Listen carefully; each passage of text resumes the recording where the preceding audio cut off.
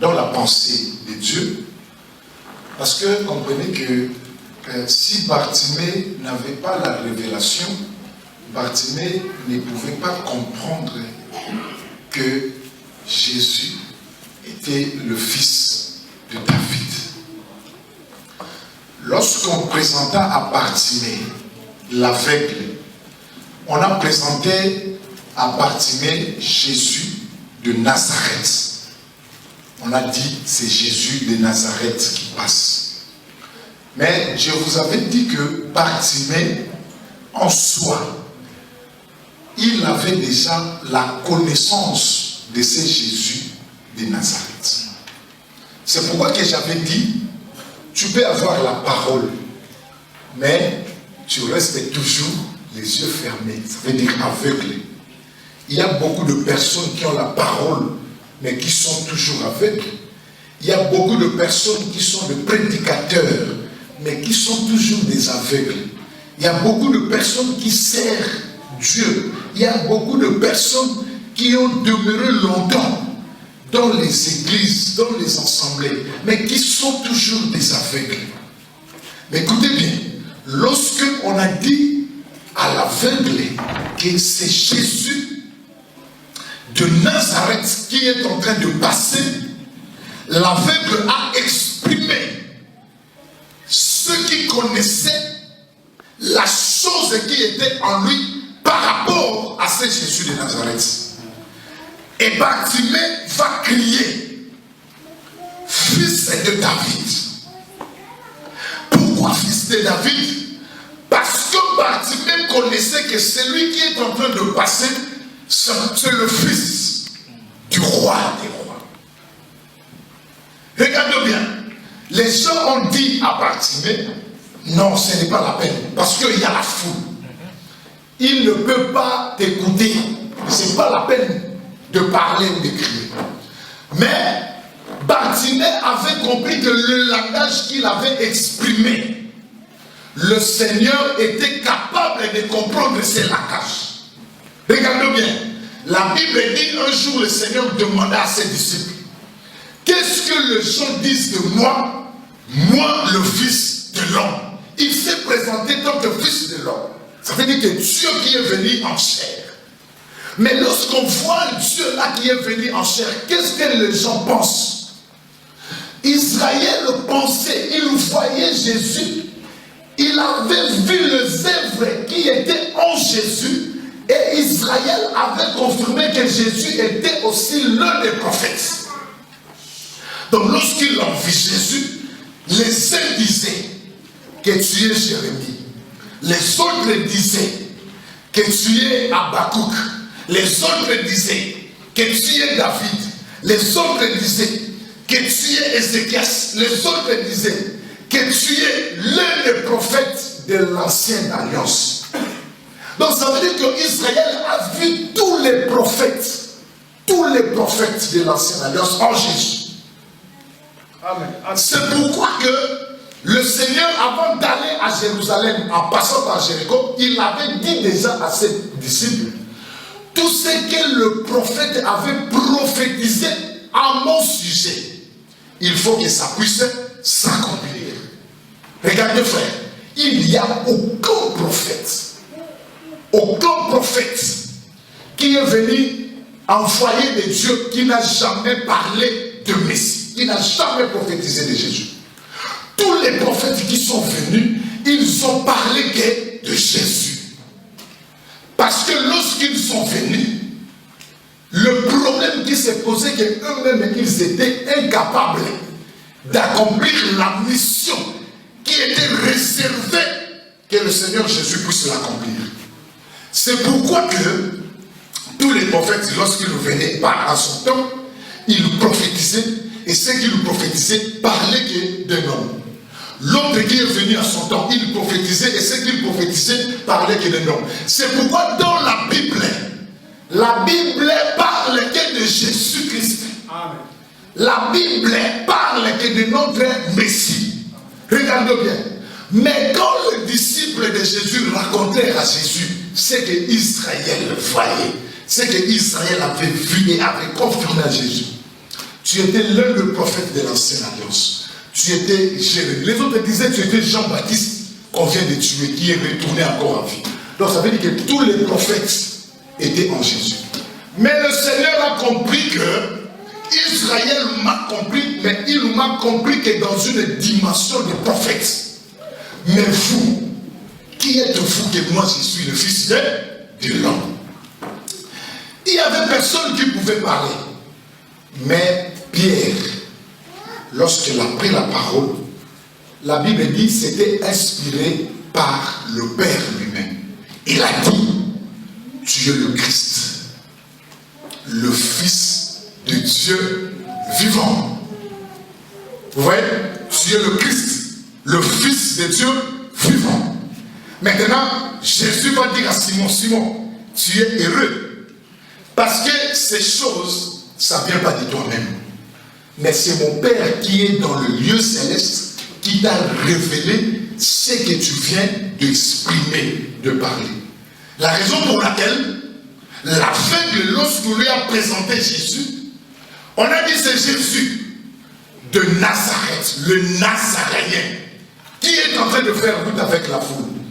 Mais Bartimée avait compris, par rapport à la foule, si j'écris Jésus de Nazareth, il ne m'écoutera jamais. Bartimée a compris que celui-ci, de la manière que Israël l'a vu et l'a compris, ce n'est pas de la manière que moi je l'ai vu et je l'ai compris.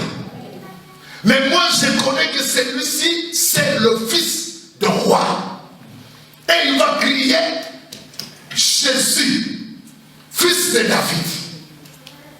Écoutez-le. C'est dans ce temps-là que Jésus a compris qu'il y a quelqu'un qui m'a appelé. Et lorsque la personne appelait Jésus, Jésus a fait venir Bartimée. Bartimée se présenta. Il va quitter le bord du chemin. Parce que je vous avais dit que Bartimée restait sur le bord du chemin. Il va quitter le bord du chemin. Il va entrer maintenant sur le chemin. Ou dans le chemin. Et lorsqu'il va entrer dans le chemin, comprenez bien. Jésus avait dit, je suis le chemin, la vérité et la vie. Lorsque le Seigneur a dit, faites-le venir à moi, c'est à ce temps que Bartimée va entrer maintenant dans le chemin. Or, sans la révélation de la parole de Dieu, on ne peut pas rester dans le chemin. C'est pourquoi je vous avais dit qu'il y a beaucoup qui prêchent des faussetés aujourd'hui. Il y a beaucoup des assemblées qui sont aussi dans des faussetés aujourd'hui. Pourquoi? Parce qu'on ne consulte pas la révélation de la parole de Dieu. On a vu, là-bas, ils ont fait ça. On amène ça dans notre église, nous aussi on le fait.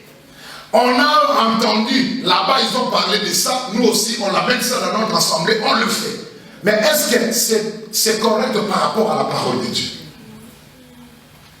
Et lorsque Bartimée a entré maintenant sur le chemin, c'est à ce temps-là qu'il va rencontrer le Messie, le fils de David. Or, le fils de David, on avait dit, c'est Salomon. Parce que Salomon, David a eu beaucoup de fils.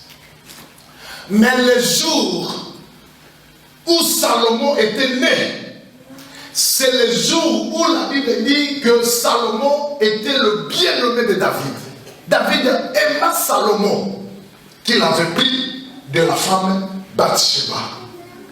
Écoutez, j'avais dit Bathsheba avait deux fils, avait eu 2 enfants.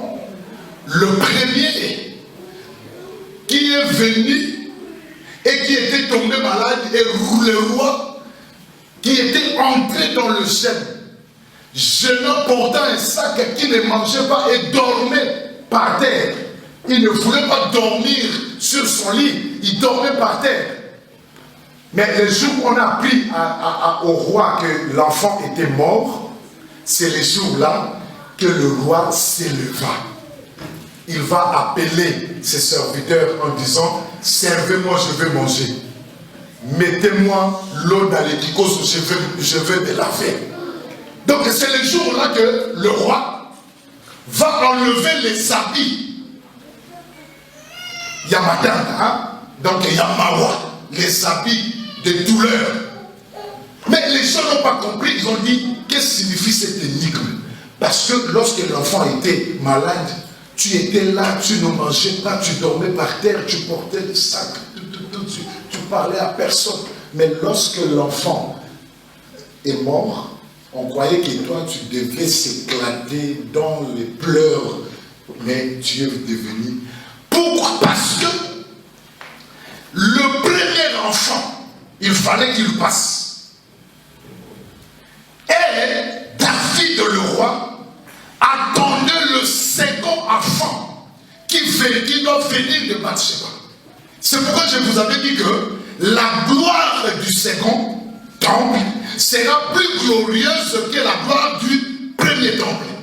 Et le temps là que l'enfant était malade, c'était le temps où Israël passait par la loi. C'était le temps où personne n'était capable d'enlever le péché qui était en l'homme.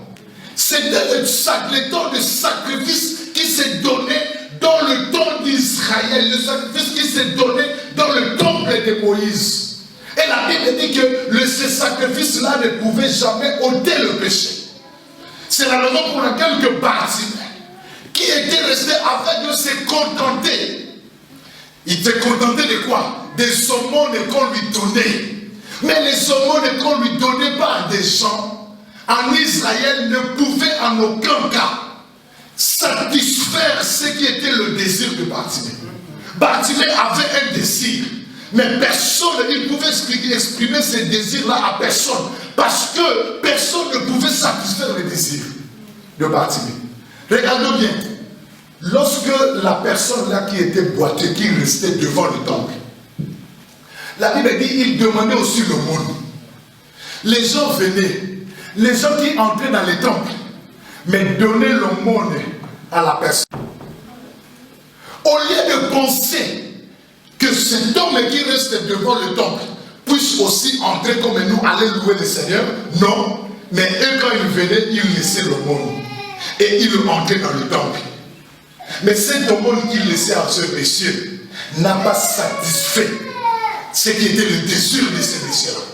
C'est pourquoi que les jours où les apôtres allaient aussi dans le temple pour aller prier, la Bible dit que quand ils ont rencontré le monsieur là qui était boité, resté devant le temple, ils ont compris, quand ils ont demandé à ces messieurs, aux disciples, donnez-nous, donne-moi l'aumône, je demande l'aumône. La Bible dit, Pierre a dit, je n'ai ni or, je n'ai ni argent à te donner. Ce que je te donnerai, ça ne va pas te satisfaire. Parce que ce que tu avais pris des sommes, c'était que le temps où le tabernacle de Moïse était là et les gens travaillaient dans le tabernacle de Moïse. Et maintenant, Pierre va dire, mais c'est que moi j'ai, il va utiliser l'autorité de Jésus. Ce qu'il avait, c'est quoi? Il avait Jésus. Il a dit, c'est fini maintenant le temps de sang. C'est fini maintenant le temps de porter les sacrifices, d'aller amener ça dans le temple de Moïse. Maintenant, nous avons un autre temple. C'est notre temple là, c'est Jésus. Et ce que moi je te le donne, tu as envie de te lever. Lève-toi et marche. La Bible dit que lorsque le monsieur là s'est levé, le monsieur n'est pas parti dans sa maison, mais il est entré dans le temple. Parce que le monsieur avait envie d'entrer dans le temple, mais il ne pouvait pas parce qu'il était boité. C'est pourquoi la Bible dit, Christ est entrant dans le monde, il a aboli la première pour mettre maintenant, établir la deuxième alliance. Or, la première alliance, c'était l'alliance qui se faisait par des sacrificateurs dans un temple. Et ces sacrifices, ça s'est répété de temps en temps. Pourquoi? Parce que le sacrifice-là n'était pas capable de ôter le péché. C'est pourquoi lorsque Christ est venu, qu'est-ce que la mission de Jésus était? La mission de Jésus, c'était maintenant définir le moment d'entrer tous les temps dans le temple de Moïse. d'aller sacrifier. L'année prochaine, vous rentrez encore. Vous allez sacrifier. L'année qui vient, vous rentrez encore. Vous allez sacrifier. Mais lui maintenant, lui-même, qui était à la fois roi, à la fois souverain sacrificateur, à la fois l'agneau qu'on devait aussi aller offrir, la Bible dit il est entré dans le tabernacle plus excellent que le tabernacle de Moïse. Il n'a pas porté le sang des taureaux ni des boucs, mais il a porté son propre sang. Et lorsqu'il a porté son propre sang, il est allé jusque dans le lieu très saint. Or, ces choses, ça s'est passé dans la spiritualité.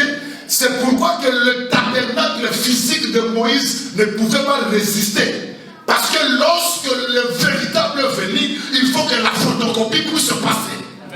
C'est la raison pour laquelle je vous avais dit, et que Siméon, qui était déjà vieux, il attendait que le Messie soit là, le salut, qu'il soit là pour que lui passe. Siméon souffrait de la souffrance de la vieillesse. Il voulait passer, mais le temps n'était pas encore accompli. Il attendait le Messie. C'est pourquoi j'avais dit que moi je ne suis pas Siméon. Parce que Siméon, il symbolise, il incarne le temps de la vieillesse. Le temps où il y avait une alliance, mais cette alliance devait passer. Donc il attendait dans le temple le Messie. Seigneur, jusqu'à quand? Parce qu'il faut que je parte. Mais il ne pouvait pas partir tant que le Messie n'était pas là.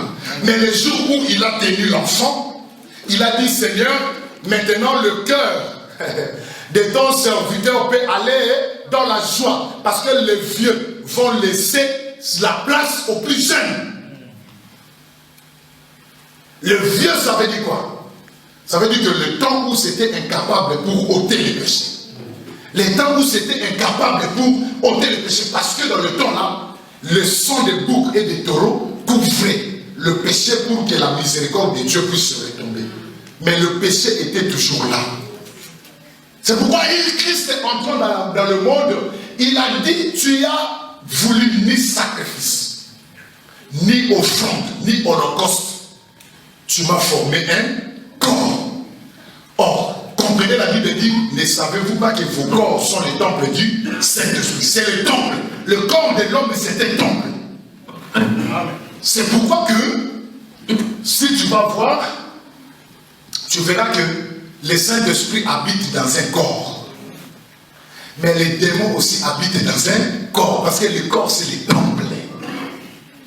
C'est pourquoi si tu n'as pas le Saint-Esprit en toi, tu es une habitation des démons. Donc les démons ont la facilité de venir vivre en toi. Parce que tu n'es pas occupé ton corps. Ton temple n'est pas occupé. Donc voilà la raison pour laquelle, la mission pour laquelle Jésus, il est venu. Et lorsque Siméon va dire ça, Siméon va dire que le temps de la loi, le temps des sacrifices perpétuels, le temps de tout ce qu'on faisait dans le temple de Moïse est parti. Et le temps maintenant des jeunes. Or, il était déjà prophétisé. Un enfant nous est né. Un fils nous est donné. Donc c'est par là que nous avons compris que Jésus-Christ est venu pour maintenant faire la volonté de ôter le péché et de pardonner les péchés. Et la Bible dit, sans le fusion du sang, il n'y a pas le pardon de péché. Donc, bâtiment compris, il a dit, fils de David. Or, le fils de David, on avait dit, c'est Salomon. Regardez bien. Salomon, après que son père, quand son père, il était encore vivant, je vous avais dit que David, il était un roi aimé en Israël. Si on a vu de roi en Israël, il y a David. Parce que David a défendu Israël. David a donné toute sa jeunesse, toute sa force pour défendre Israël. Mais lorsque David a été établi roi, il était trop puissant. Un jour, David a voulu bâtir le temple. Parce que à l'époque, l'arche de l'Éternel restait toujours sur le haut lieu. On offrait les sacrifices sur les montagnes. Mais un jour, lorsque David a eu l'idée, il a dit, comment moi j'habite dans une maison qui est bien, et l'Éternel va habiter dans des tentes. Je vais aussi bâtir une maison pour l'Éternel. Et regardez bien, Dieu a dit à David, tu ne peux pas bâtir, tu as eu une bonne idée. Ton intention est bonne. Et Dieu a aimé l'idée, l'intention de David. Mais le problème est que Dieu voulait, celui qui va bâtir son temple ne pouvait pas être comme David. Il a dit, ce n'est pas toi qui me bâtiras un temple, une maison. Parce que tu es un homme de sang. Tu es un homme de guerre. Tu as le sang en toi. Mais je te fais grâce. Tu auras un successeur. Vous savez, Saoul a raté d'avoir un successeur.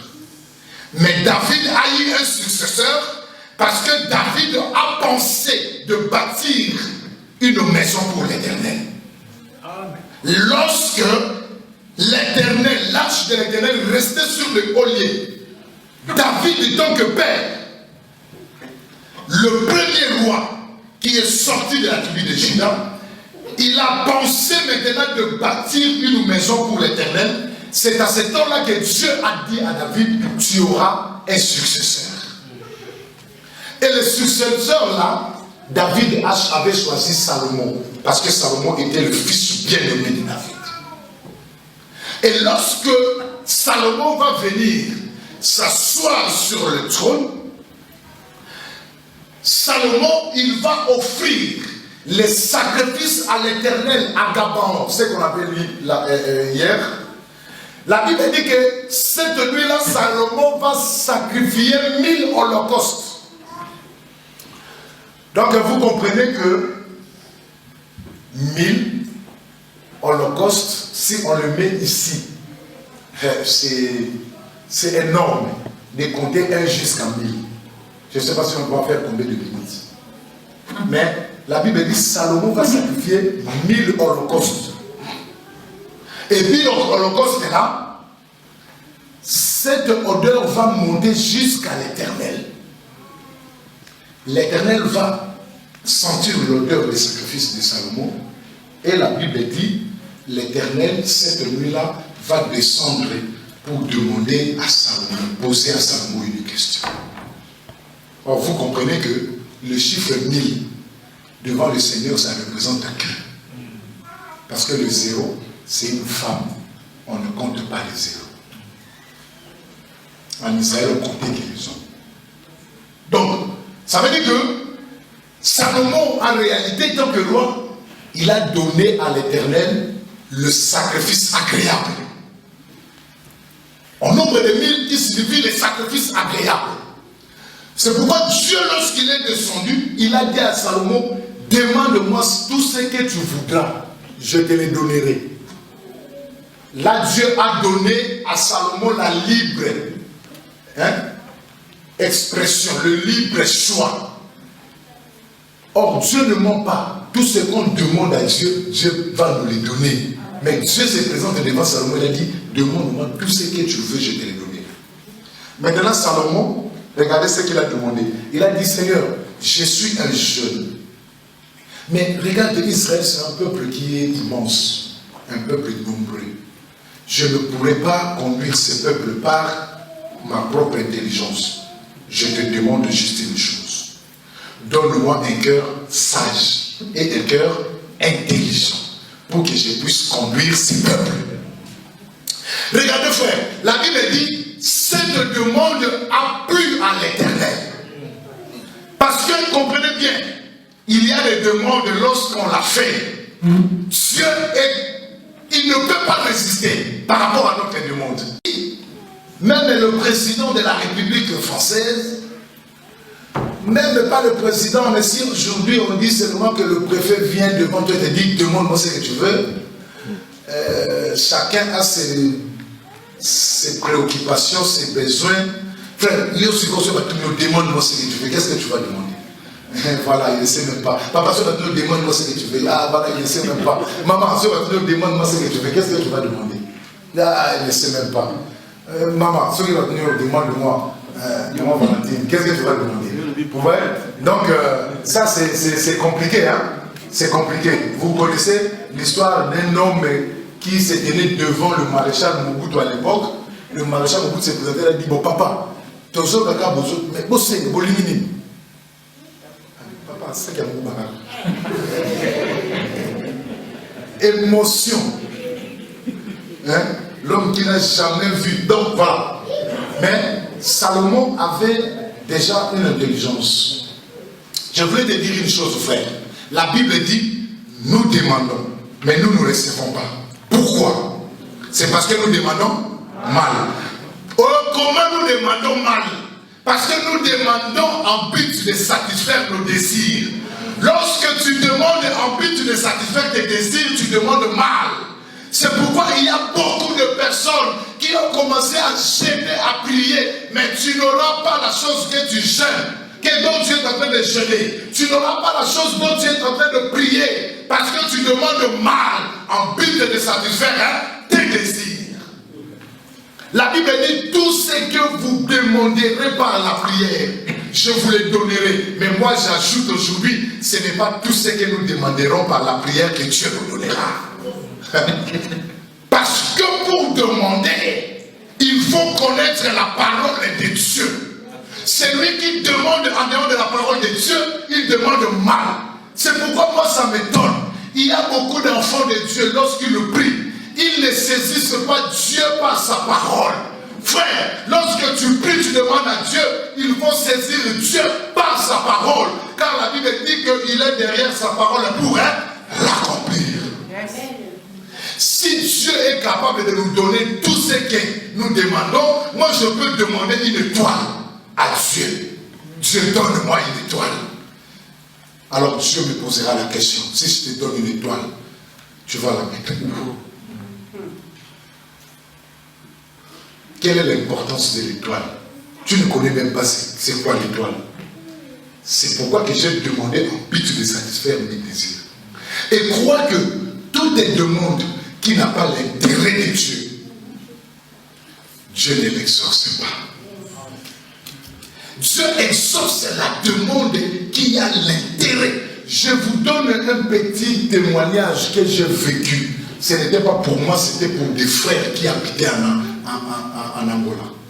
Ces frères-là, ils étaient stériles, les deux. Ce n'était pas la femme, ce n'était pas l'homme, mais les deux. Ça veut dire que la femme ne pouvait pas donner et l'homme ne pouvait pas recevoir. Non, la femme ne pouvait pas recevoir et l'homme ne pouvait pas donner. Ils ont prié, ils ont demandé, mais rien ne s'est passé. Le jour où il y avait un prédicateur qui était venu de Kinshasa, il est venu nous prêcher. Ce prédicateur-là, il a prêché, le Seigneur les a montrés. Le Seigneur a montré à ces prédicateurs que ces couples avaient un problème dans leur mariage. Ils étaient bien, mais le problème c'était quoi? C'était qu'ils n'avaient pas d'enfants. Vous voyez? Le pasteur, il a appelé le couple. C'est un témoignage que j'ai vécu. Il a dit, Dieu m'a dit que vous aurez l'enfant. Mais dans peu de temps, je ne sais pas combien. Mais dans peu de temps, mais je ne sais pas. Ça peut être 1 année, 2 ans, 3 ans, 4 ans. Mais le Seigneur m'a dit, il y a un serviteur qui est venu ici, qui n'a pas un toit. Vous allez quitter votre maison. Vous allez donner. Ne prenez rien de votre maison. Les télévisions, tout, ne prenez rien. Donnez à ce serviteur-là. Parce qu'il nous manque le toit ici. Et vous, recommencez votre vie à zéro. Le Seigneur va vous donner. Ils ont dit ça, c'est terrible. Parce que le frère, comme il avait beaucoup d'argent, il a dit ça, c'est terrible. Donnez tout de la maison. Mais pas seulement tout de la maison, même de la parcelle. Il faut donner à ces serviteurs-là. Vous savez, frère, je vais vous dire une chose. C'est vrai qu'il y a des faux. Mais les faux ne peuvent jamais exister s'il n'y avait pas de vrais. Je voulais vous dire qu'il y a de vrais serviteurs de Dieu. Lorsqu'il parle au nom de l'Éternel. Parce Parce qu'aujourd'hui, tellement que le diable a fait de faire sortir les faux serviteurs. J'ai aimé l'enseignement de docteur Abraham Moueles, ce que je salue en passant, en disant que le diable a utilisé des hommes comme des serviteurs. Qu'est-ce qui va se passer? Ces hommes-là vont prendre de l'ampleur. Ils vont prendre de l'ampleur. Ils vont prêcher, comme ici, ils prêchent la parole de Dieu. Ils vont faire aussi des miracles. Mais c'était des gens préparés par le diable.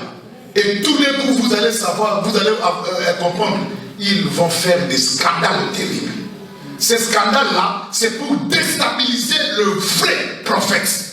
Déstabiliser le vrai pasteur.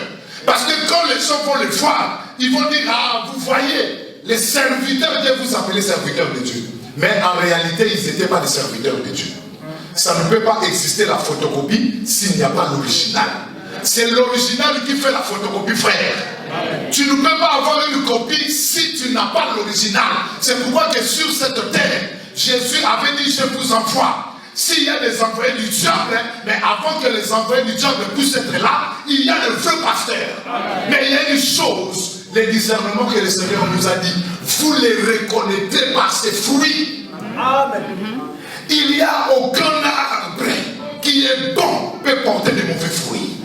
Il n'y a aucun arbre qui est mauvais peut porter de bons fruits, frère. Une fois on te comprend.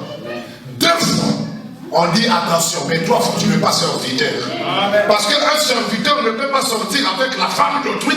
Il est sorti avec ta femme. Il est sorti avec l'autre femme. Il est sorti avec l'autre femme. Une fois on dit, ça peut être erreur, nous sommes des humains. Mais deux fois, moi je confirme que tu ne peux pas être serviteur. Amen. Amen. Mais le Seigneur nous a donné le discernement. Mais regardez ce que le diable fait. Là où il est mauvais, c'est là où les gens font. Là où il y a des bons, les gens ne viennent pas, papa Serge. Les gens ne viennent pas. Bon, on passe. Regardez. Bartimée va quitter et il va prendre maintenant les champs. Et lorsqu'il va se présenter devant le Seigneur va lui dire, qu'est-ce que tu veux que je fasse pour toi? Bartimée dit, je vais recouvrir la vue. Et ça, c'était ce qui venait de Bartimée. Et le Seigneur va dire que cela te soit fait par rapport à ta foi.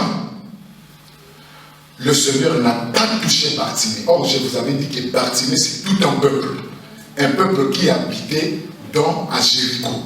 Jéricho, c'était une ville qui avait ses promesses. Une ville que personne ne peut le rebâtir. Donc, il représente la vie de nous avant qui étaient des aveugles. On ne voyait pas. On était privé de voir la gloire. On était privé de contempler ce qui se passe. Mais le problème en est que la foi, regardez, Jésus a dit que cela te soit fait par rapport à ta foi. Il n'a pas touché Bartimée. Mais la foi qui était à Bartimée, c'est ça qui a déclenché le miracle pour que Bartimée puisse voir. Donc ça veut dire que nous ne sommes pas sauvés au moyen de sacrifices humains. Nous ne sommes pas sauvés par des sacrifices qui étaient faits dans le temps des tabernacles de Moïse. Mais nous sommes sauvés que par la foi. C'est pourquoi que ces jours-là, regardez, Jésus-Christ va rencontrer ses disciples. Après que le Seigneur est ressuscité, les disciples avaient peur. Ils étaient dans la chambre haute. Il leur restait la peur. Mais tout d'un coup, le Seigneur va apparaître. Il va apparaître aux disciples, que la paix soit avec vous. Ils ne comprenaient pas, mais comment tu es entré? Les portes et les fenêtres étaient fermées. Mais comment toi tu es entré? Regardez, le Seigneur a commencé à parler avec ses disciples. Après, le Seigneur est parti. Mais or, quand le Seigneur avait raconté les disciples, ils étaient qu'ils disent. Il n'y avait pas Thomas. Vous voyez?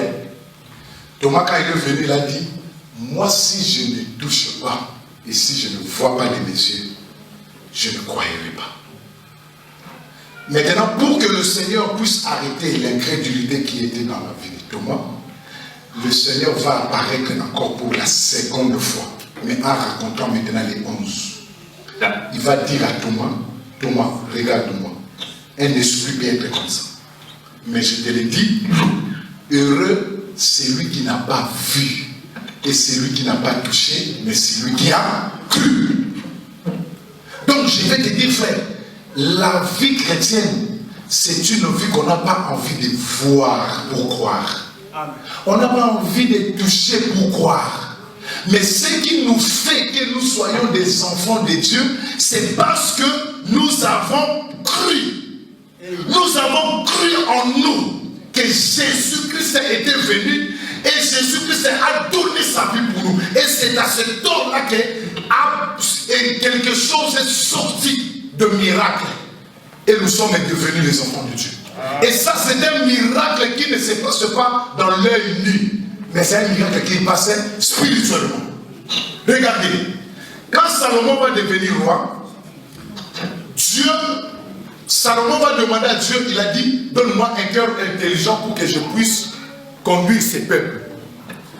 Mais Dieu va dire à Salomon, tu es intelligent. Parce que tu n'as pas demandé une longue vie. Tu n'as pas demandé la mort de tes ennemis. Tu n'as pas demandé ça. Je te les donne. C'est mon micro qui fait ça. Alors, je te les donne. Je te les donne ce que tu m'as demandé. Ça veut dire que je te donne un cœur intelligent et un cœur sage. Mais en plus, ce que tu ne m'as pas aussi demandé, la gloire et les richesses. Comprenez bien. Suivez-moi ici. Je te donne la gloire et les richesses. Bon, si c'est mon micro là, vous prenez, vous me donnez un autre micro. Ce que tu ne m'as pas encore demandé, donc la gloire, les richesses, je te les donne. Mais, durant toute ta vie, ton règne, il n'y aura pas, tu ne connaîtras pas la guerre contre tes ennemis. Donc ça veut dire que le Seigneur a rajouté la paix dans le règne de Salomon. C'est la raison pour laquelle, lorsque on reconnaît Jésus tant que le fils de David, on entre automatiquement dans le règne de Salomon. Or, dans le règne de Salomon, il y a des choses que nous raconterons tant que Salomon notre roi.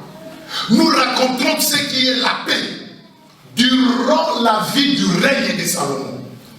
Nous raconterons ce qui est la gloire et les richesses durant la vie de Salomon. Nous raconterons ce qui est le tabernacle. Ça veut dire que la maison des Dieu, tout au long de la vie du règne de Salomon. Or, comprenez bien que le véritable Salomon, c'est Jésus-Christ de Nazareth. Donc ça veut dire que Jésus, il est dit dans Luc chapitre 11, je crois dans le verset 31, il dit que la reine de Saba qui a quitté loin pour venir apprendre l'intelligence de Salomon. Mais moi je vous l'ai dit que celui que vous avez aujourd'hui, il est plus que Salomon. Donc ça veut dire qu'en Jésus, lorsqu'on est en Jésus, on raconte un roi tel que Salomon, parce que la Bible dit, depuis qu'il y ait des rois jusqu'à la fin, il n'y aura pas un roi comme Salomon. Et on est dans la sagesse de Salomon. Or, la sagesse de Salomon, c'est ce qu'il nous apprend la Bible, c'est la parole de Dieu. C'est pourquoi la Bible dit, or, nous prêchons une sagesse. Mais c'est une sagesse qui est cachée par des rois de ce monde. Une sagesse qui est cachée par des hommes forts de ce monde. Mais Dieu a voulu révéler cette sagesse à nous qui sommes les enfants. Donc ça veut dire que lorsque toi, tu comprends que Jésus est le fils de David, ce n'est pas un David là qui qui était passé, parce que David là, il était que l'ombre de celui qui va venir le véritable. C'est pourquoi Jésus, on lui a dit, montre-nous le Père. C'est là pour nous, ça suffit. Le Seigneur a dit, depuis longtemps que vous êtes avec moi, vous ne connaissez pas. Celui qui m'a vu a vu le Père. Et celui qui a vu le Père, il m'a vu. Parce que moi, je suis dans le Père, et le Père, il est dans moi. Donc Jésus, il nous montre que ce que le Père avait pensé à faire, l'accomplissement s'accomplit en moi, le Fils. Regardez bien. Dieu a dit à Noé, fais l'arche. Noé a construit l'arche.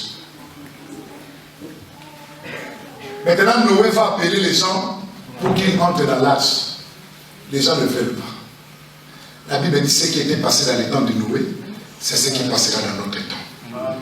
C'est pourquoi ne crois pas que tout le monde va recevoir l'évangile. Tout le monde ne va pas recevoir l'évangile. Même si on les prêche. Non, il ne va pas croire. Noé a fait l'arche. Noé va faire entrer dans l'arche ses enfants et ses belles filles. Il va faire entrer dans l'arche sa femme. Et après Noé, lui-même, le Père, il va aussi entrer dans l'arche. Et il va fermer l'arche. Lorsqu'on voit l'arche, quand la pluie a commencé à tomber, les gens ne voyaient pas Noé, mais les gens voyaient l'arche. Mais les gens comprenaient que dans l'arche, il y avait Noé. Est-ce que vous comprenez? Donc ça veut dire que Noé, le Père, il était dans l'arche.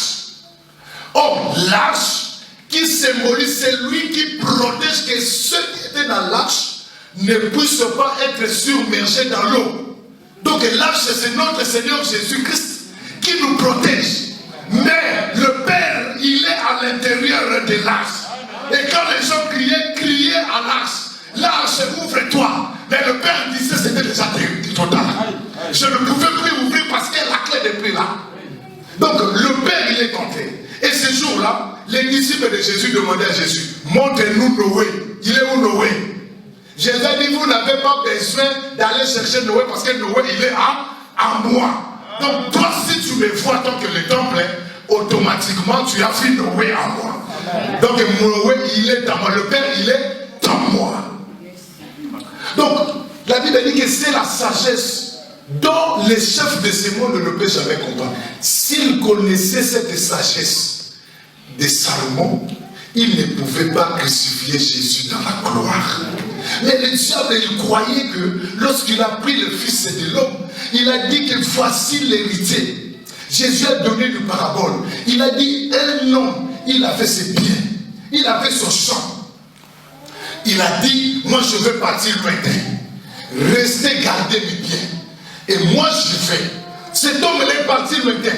Un jour, cet homme-là a envoyé ses serviteurs. Il a dit, va voir mes serviteurs qui étaient restés avec mes biens pour qu'ils me puissent se rendre compte.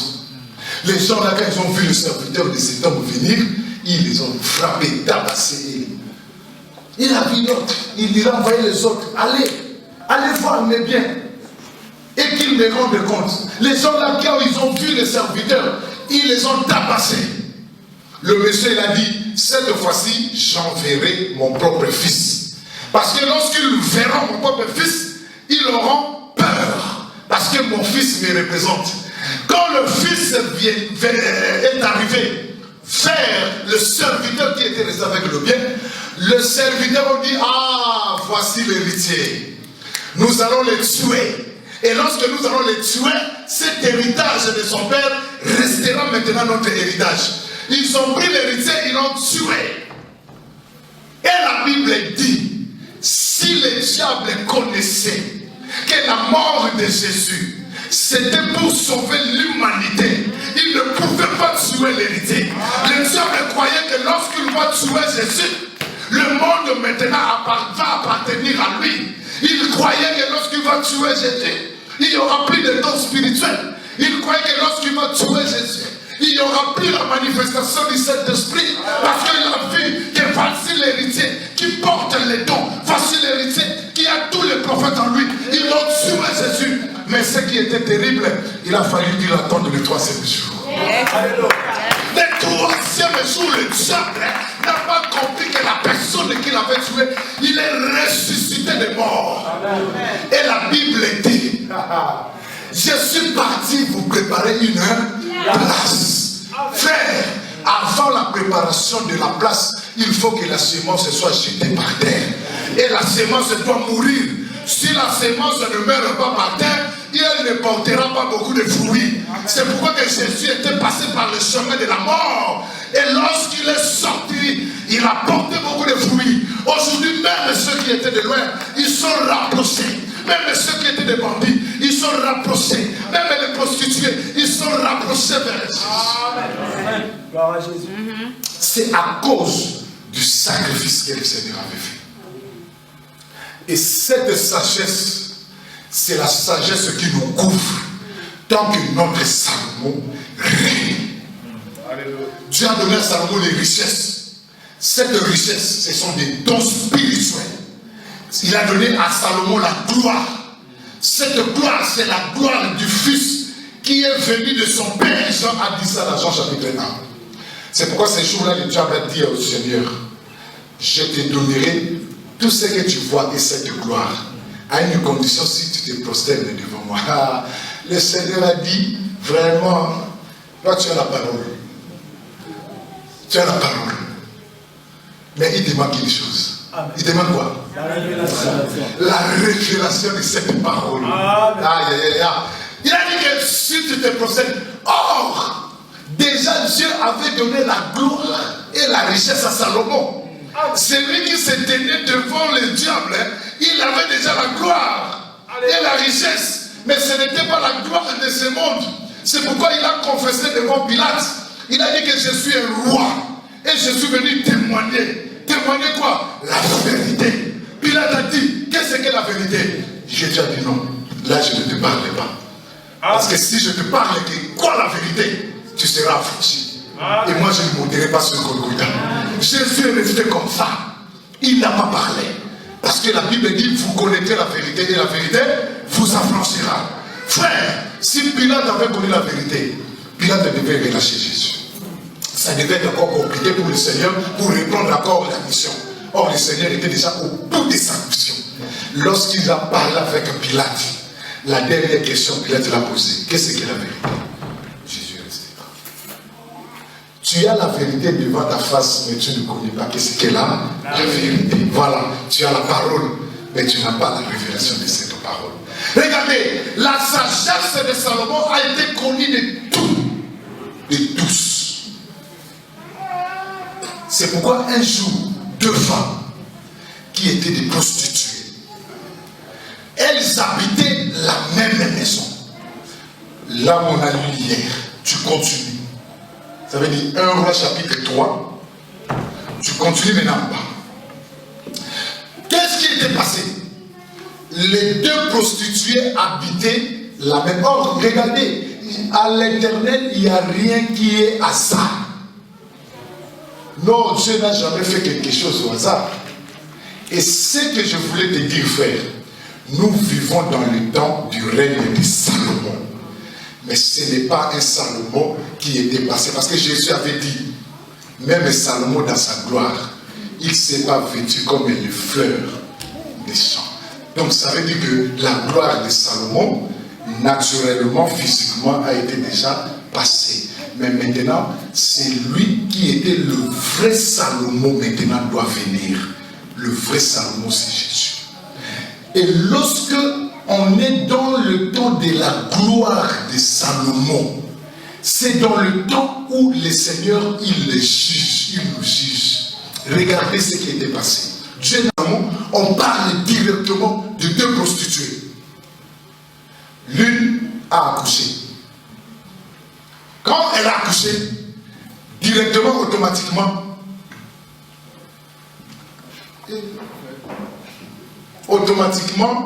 3 jours.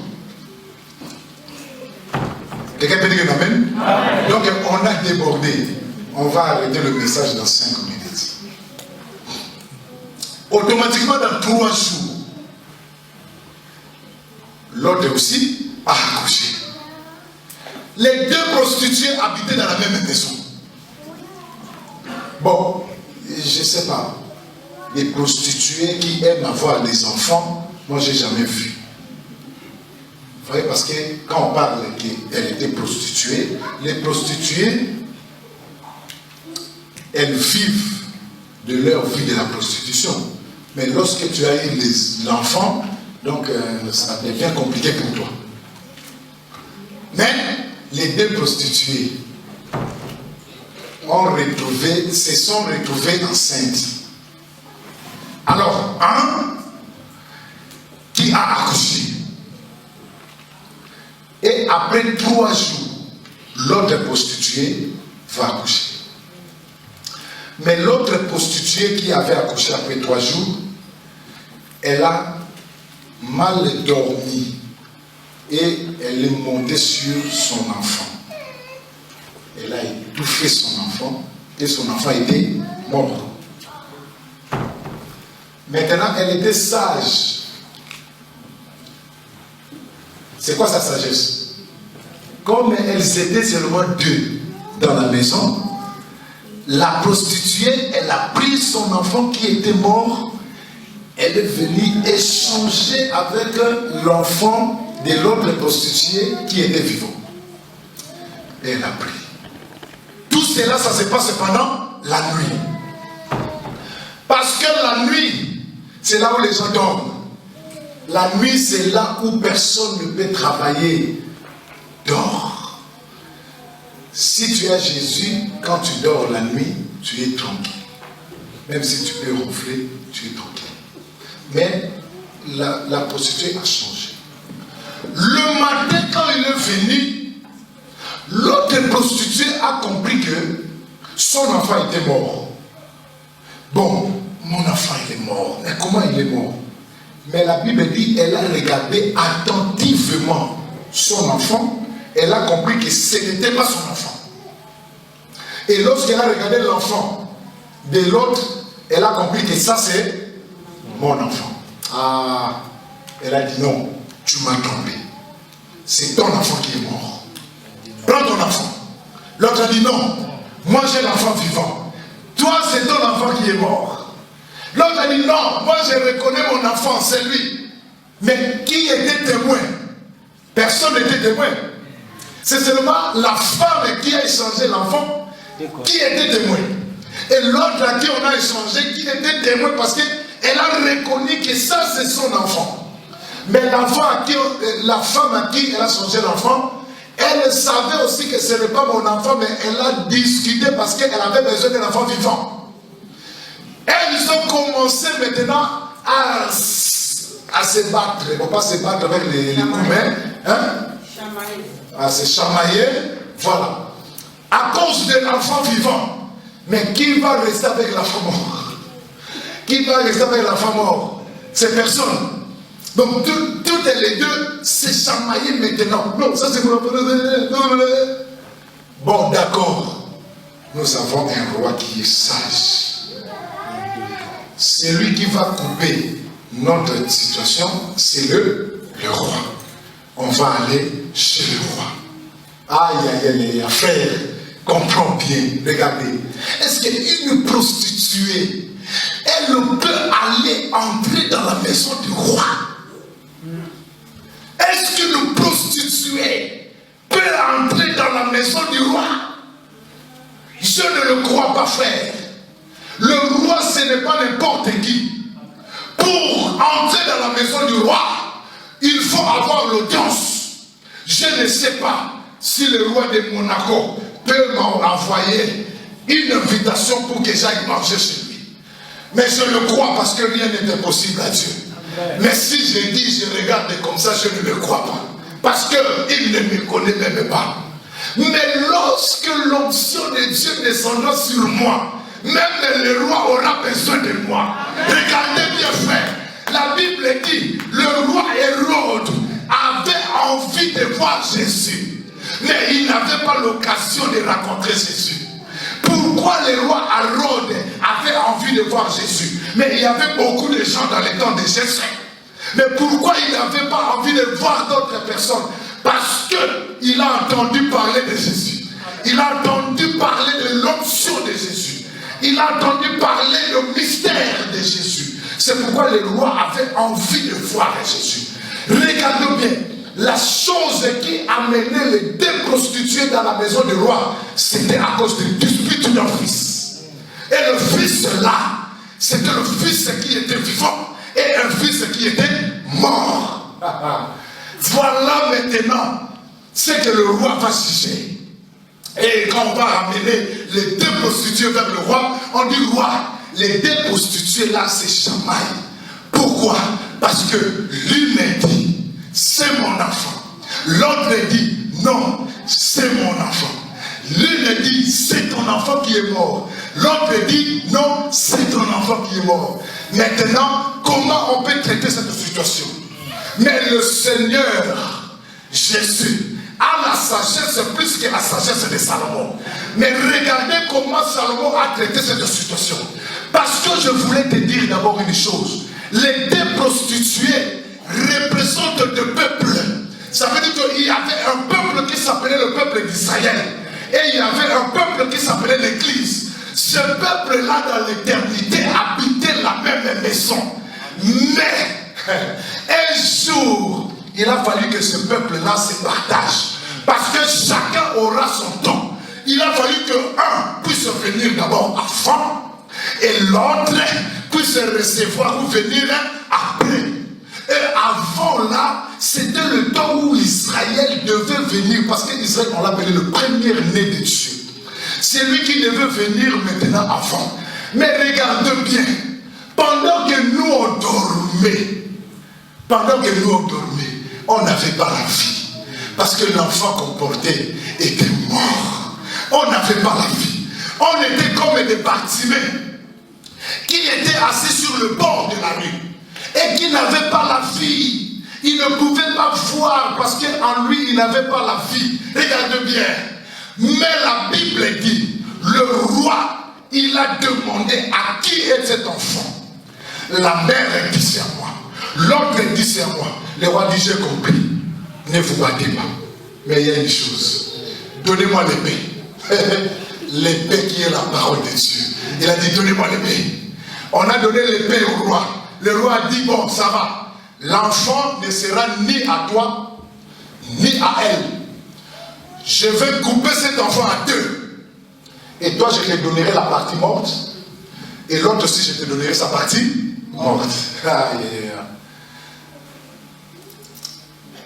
Israël a dit, tue-les. Vous n'avez pas compris, hein?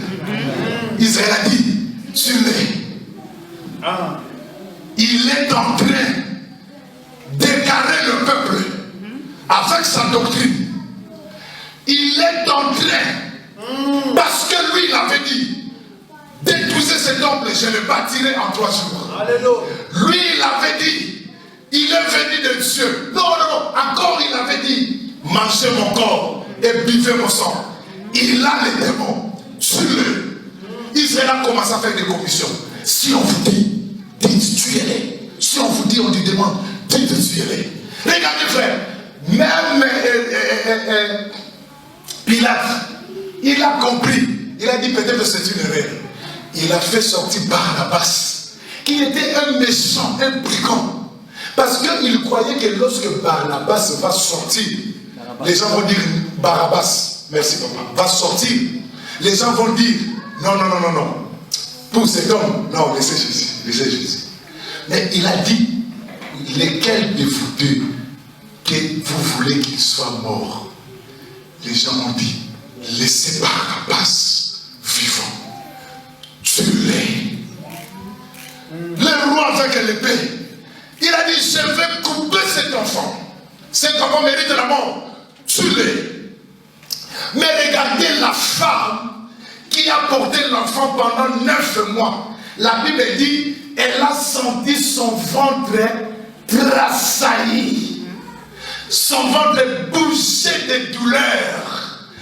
Elle a compris que j'ai supporté, malgré prostituée, mais j'ai supporté cet enfant pendant 9 mois. Je connais la douleur de l'enfant. Même aujourd'hui, il ne va pas me connaître. Mais peut-être demain Dieu fera grâce. Qu'il puisse connaître la véritable maman. La maman a eu la compassion, la douleur. Regardez bien. Elle a dit au roi, ne fais pas mal à l'enfant. Donne cet enfant à cette femme. Donne cet enfant. Jamais père éternel, donne cet enfant. Que cet enfant reste en vie. Frère, le roi a compris que cet enfant n'appartenait pas à Israël. Et il a compris que l'enfant appartenait à l'église. C'est pourquoi la Bible dit, celui qui a l'enfant, il a la vie éternelle. Mais c'est quel enfant? C'est Jésus-Christ de Nazareth. Celui qui a Jésus a la vie éternelle. Parce que la vie n'est pas venue par la loi, mais la vie est venue par notre Seigneur Jésus-Christ. Il a lui donné l'enfant. Aujourd'hui, frère, nous avons Jésus parce que nous avons compris. Dans la foi, il était mort. Il était chassé de ses frères. Il était venu chez le sien. Mais les siens ne l'ont pas reçu. Les siens, ils n'ont pas compris la réalité. Ils n'ont pas compris la vie. Ils n'ont pas compris la lumière. La lumière à lui. Mais ceux qui étaient dans les ténèbres, ils n'ont pas reçu cette lumière. C'est pourquoi la Bible dit à tous ceux qui l'ont reçu. Et nous, c'est un peuple qui ressemble à bas. On nous a dit, c'est Jésus qui passait. Nous, on a compris, c'est Jésus. Mais il s'appelle la lumière. Il est un roi qui est capable de nous ouvrir les cieux. On a crié, fils de David, aie pitié de nous. Et Jésus a dit que cela te soit fait selon ta foi. Amen. Frère, pour finir, je voulais te dire, tu es une femme et un homme heureux. Amen. Parce que je veux qu'à partir de maintenant tu changes ta position devant Jésus. Pourquoi les chrétiens sont tristes? Pourquoi on vient? Moi je vois comment la musique, la louange était forte ici. Mais les chrétiens sont tristes. Aïe aïe aïe aïe. Si tu connaissais, Jésus a dit à la femme samaritaine, si tu connaissais